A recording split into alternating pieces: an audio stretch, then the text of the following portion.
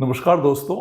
मुझे एक साहब ने कांटेक्ट किया कि उनको अर्ली रिटायरमेंट लेना है। उनकी उम्र अभी 36 साल है और वो 44-45 साल की उम्र में रिटायरमेंट लेना चाहते हैं। वो चाहते हैं कि मैं उनको कैलकुलेट करके बता दूं कि वो इस अर्ली रिटायरमेंट के लिए कितना पैसा इकट्ठा करें। आजकल ये अजीब सा नया ट्रेंड देखने को मिल रहा है। 35-36 साल की उम्र तक पहुंचते ही लोग अर्ली रिटायरमेंट की बात करने लगे हैं। मेरे पास कितने ही ऐसे लोग आ रहे हैं जो ये चाहते हैं कि उनकी रिटायरमेंट प्लानिंग किसी तरह ऐसी कर दी जाए जिससे उनका रिटायरमेंट जल्दी हो जाए, और रिटायरमेंट भी ऐसा वैसा नहीं, 40-45 साल की उम्र तक वो रिटायर हो जाए। मतलब वे लोग 15-20 साल तो कमाएं और बाकी की 40-45 साल की जिंदगी उस कमाई पर काट लें। क्या कारण है इस तरह के एपिडेमिक का? क्या काम के बोझ से घबरा गए हैं? क्या जॉब का तनाव है?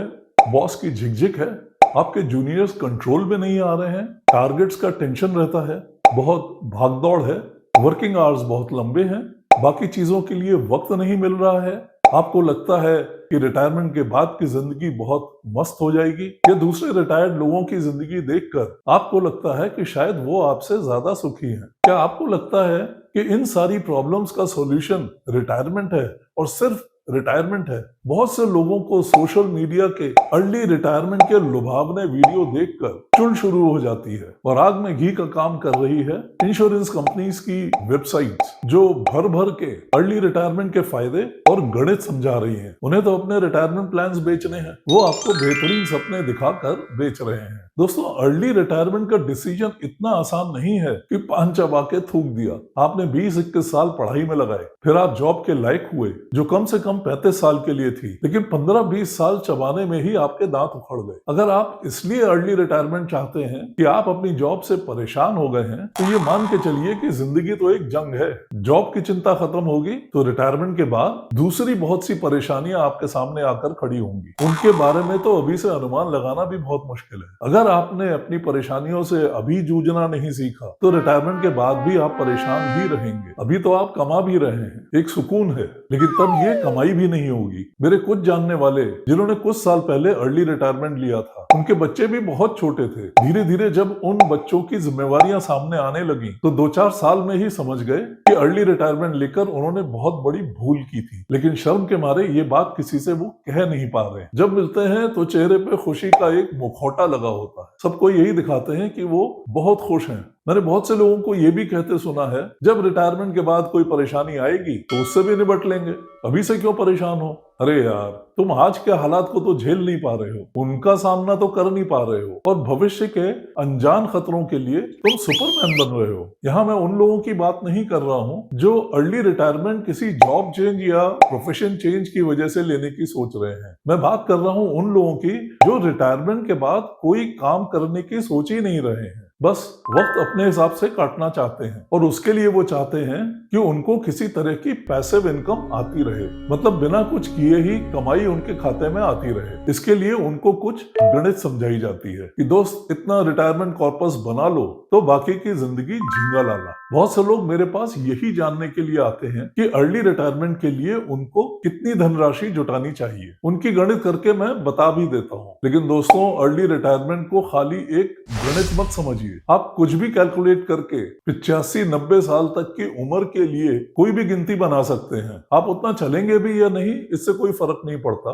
राम जी ने कितनी चाबी भरी है कोई नहीं जानता, लेकिन प्लानिंग उतनी उम्र तक की तो करनी ही पड़ेगी। चलो मान लिया कि अगले 10-15 साल में घनघोर तपस्या करके आपने उतना खजाना इकट्ठा कर लिया और आप 40-45 साल की उम्र में रिटायर भी हो गए, तब शुरू होगा असली दंगल। याद रखिए, जब आप कमा रहे थे तो आपका एक लाइफस्टाइल था, एक रहन सहन का लेवल था, कुछ खर्चे थे, शायद अनाप शनाप खर्चे भी, जो आपकी आदत बन चुके थे। ये खर्चे आपकी कमाई के साथ एक सीधा रिश्ता रखते थे। जितना कमाया उसी के हिसाब से खर्च किया, बिंदास जी रहे थे। मॉल में गए, अमेज़न या मिंत्रा की साइट पर गए और जिस सामान पर दिल आ गया तुरंत खरीद लिया। इसे कहते हैं इम्पल्सिव बाइंग, यानी घमासान खरीदारी। धीरे धीरे इस प्रकार के खर्चे डिस्क्रिशनरी से मैंडेटरी हो जाते हैं। कभी जो खर्चे बहुत सोच समझ के किए जाते थे, धीरे धीरे वो आदत में बदल जाते हैं और जरूरी लगने लगते हैं, यानी जिनके बिना तो एक पल भी नहीं काट सकते। यही नहीं,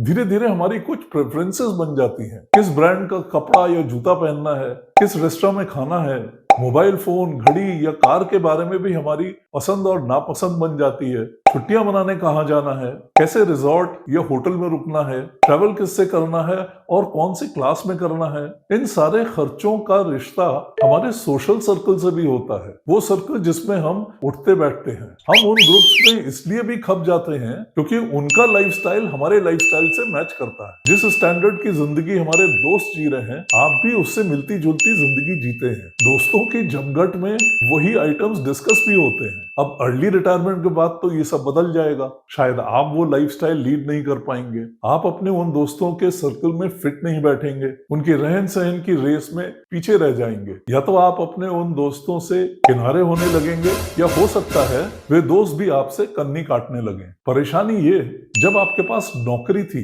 पैसा था, तो आप वक्त की कमी से परेशान थे और रिटायरमेंट के बाद वक्त ही वक्त है। और जब वक्त है तो खर्चा करने के बहुत से मौके भी हैं। आपकी विश लिस्ट आपको खर्चा करने के लिए बार बार झिझोड़ती भी है। लेकिन रिटायरमेंट के बाद तो जीरो कमाई है, दमड़ी तो दांत से ही निकालनी पड़ेगी, फूंक फूंक के खर्च करना पड़ेगा।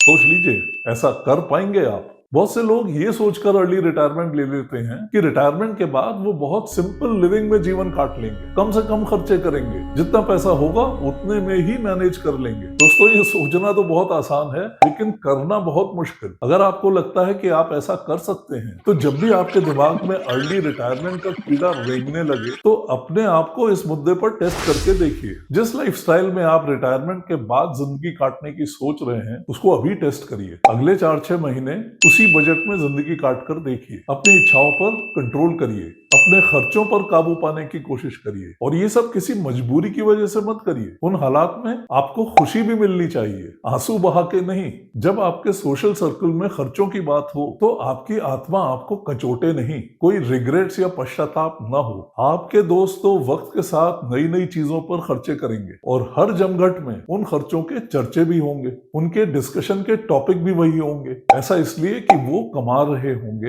लेकिन आपने तो सीमित बजट के अंदर ही जिंदगी काटने का फैसला ले लिया होगा। आपको उन डिस्कशंस का हिस्सा बनने में दिक्कत आएगी। ज्यादातर अर्ली रिटायरमेंट वाले लोगों के बच्चे भी बहुत छोटे होते हैं। उन बच्चों पर भी सीमित बजट का असर पड़ता है। आप तो शायद बदले हालात से एडजस्ट कर भी लें, लेकिन आपके बच्चे वो अपनी उम्र के दोस्तों के रहन सहन को देखकर एक हीन भावना से ग्रसित हो सकते हैं। यानी आपके बीवी बच्चों पर भी उसका असर पड़ सकता है। ऐसे भी कुछ लोगों को मैंने देखा है जिन्होंने अर्ली रिटायरमेंट ले लिया, लेकिन बाद में अपनी सोशल इमेज बनाए रखने के लिए उन्होंने अपनी सीमित बजट की शपथ पर कॉम्प्रोमाइज कर लिया। आमदनी तो खत्म हो चुकी, लेकिन खर्चों में टक्कर लेने लगे और इस वजह से ज्यादा परेशानी में आ गए। जब आप अर्ली रिटायरमेंट के लिए अपना रिटायरमेंट कॉर्पस तय करते हैं तो इतनी बड़ी धनराशि की बात करते हैं जो आपको अगले 40-45 साल तक हर महीने खर्चों के लिए पैसा दे। अगर रिटायरमेंट पर आपके बच्चे छोटे हैं तो उनकी पढ़ाई पर उनको सेटल करने के लिए उन खर्चों को भी जोड़ना पड़ता है। हो सकता है आपके होम लोन और कार लोन की ईएमआई को भी उसमें जोड़ना पड़े। और जब वो राशि तैयार हो गई तो उस राशि तक पहुंचने के लिए आपके पास सिर्फ 10-15 साल ही हैं। फिर आप अगले 10-15 साल उस राशि को इकट्ठा करने के लिए दम तोड़ मेहनत करते हैं। यहाँ तक कि कुछ लोग तो अपना पेट काट काट कर जमा करते हैं, लेकिन फिर फाइनली मिला क्या? 10-15 साल यानी 40-45 की उम्र तक कोंच कोंच के जिंदगी काटी, इधर से बचाया उधर से बचाया और फिर अर्ली रिटायरमेंट लेकर बाकी की जिंदगी भी कोंच कोंच कर काटी। जो उम्र जिंदगी के मजे लेने की थी वो बुढ़ापे की तैयारी में गंवा दी। मेरा ये मतलब बिल्कुल भी नहीं कि किसी को भी अर्ली रिटायरमेंट नहीं लेना चाहिए, लेकिन इतना बड़ा लाइफ का डिसीजन केवल गणित लगाकर ना करें। जो बातें मैंने अभी बताई उन पर भी ध्यान दें और अपना सेल्फ टेस्ट जरूर करें। सबसे पहले तो बिल्कुल ईमानदारी से ये आंकने की कोशिश करिए कि आपका अर्ली रिटायरमेंट का असली कारण क्या है। जॉब से परेशान है, जॉब के चैलेंजेस को फेस नहीं कर पा रहे हैं, क्या आपके पास उनसे जूझने की ताकत या तरीके नहीं है? क्या जॉब चेंज उसका सॉल्यूशन हो सकता है? मतलब जैसा मैंने पहले भी कहा है, जिंदगी एक जंग है और चैलेंजेस तो हमेशा आते ही रहेंगे। दोस्तों, याद करिए जब आपने स्कूल जाना शुरू किया था, वहां से शुरू होती है जिंदगी की जंग। और आप में से शायद ही कोई ऐसा रहा हो जिसने स्कूल जाने से बचने की कोशिश न की हो। रोए होंगे, पैर पटके होंगे, लेकिन तब आपके पापा मम्मी ने आपकी भलाई के लिए आपको जबरदस्ती स्कूल भेजा था। अब आपकी मर्जी पर किसी और का कंट्रोल नहीं है। देख लीजिए, कहीं आज आप वही गलती तो नहीं दोहरा रहे? क्या आप इसलिए अर्ली रिटायरमेंट ले रहे हैं क्योंकि आपने कुछ दूसरे लोगों को ऐसा करके बहुत खुश देखा है? वे लोग अर्ली रिटायरमेंट लेकर खुश हैं या नहीं, ये तो नहीं मालूम, लेकिन दोस्तों खुश रहना तो आपके ऊपर है। खुश रहने वाले तो किसी भी हालात में खुश रह सकते हैं, चाहे जॉब के अंदर या जॉब के बाहर, जिंदगी की जंग के साथ भी। अगर आपके पास अर्ली रिटायरमेंट का कोई वैलिड और कन्विंसिंग कारण है तो फिर गणित लगाइए, रिटायरमेंट पे कुल कितनी धनराशि चाहिए, और फिर ये देखिए कि क्या आपकी आज की कमाई में आप इतना बचा सकते हैं कि अगले 10-15 साल में आसानी से उस धनराशि तक पहुंच सके बिना अपना आज बर्बाद किए ही। ये तो हुई इनकम की बात। और फिर आप देखिए कि आप खर्चा करने वालों की किस कैटेगरी में आ सकते हैं, घमासान खर्चा करने वाले या संभाल के खर्च करने वाले। क्या 4-6 महीनों के लिए आप और आपका परिवार लिमिटेड खर्चों वाला लाइफस्टाइल जी सकते हैं जो आप रिटायरमेंट के बाद जीने की सोच रहे हैं? टेस्ट करके देखिए दोस्तों, रिटायरमेंट क्या होता है इसका अंदाज है आप लोगों को, या फिर सातों दिन संडे मनाने वाले हंसते खिलखिलाते रिटायर्ड लोगों को देखकर आप भी जोश में आ गए? जितना आसान लगता है उतना आसान है नहीं। अर्ली रिटायरमेंट के लिए बहुत मजबूत कलेजा चाहिए। 60 साल से 3-4 साल पहले रिटायरमेंट लेना और 15-20 साल पहले रिटायरमेंट लेना, दोनों में बहुत फर्क है। इस डिसीजन को बहुत संभाल के लीजिए, बहुत सोच समझ के लीजिए, और इसमें मेरी कोई हेल्प लगती हो तो बिंदास मुझे कांटेक्ट करिए। कई बार हम लोग जो सोच लेते हैं उसके खिलाफ कुछ सोचना, सुनना या समझना नहीं चाहते। ऐसा मत करिए।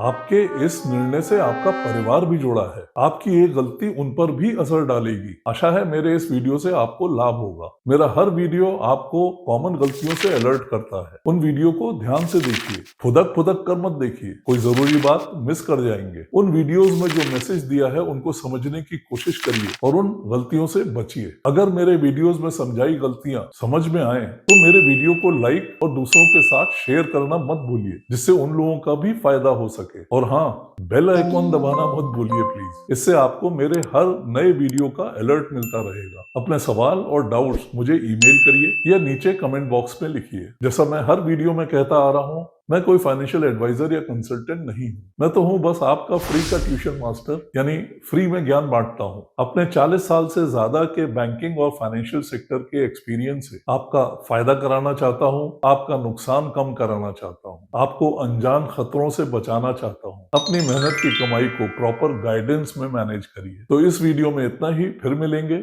अगले वीडियो में एक नए टॉपिक के साथ। तब तक के लिए नमस्कार, वंदे मातरम।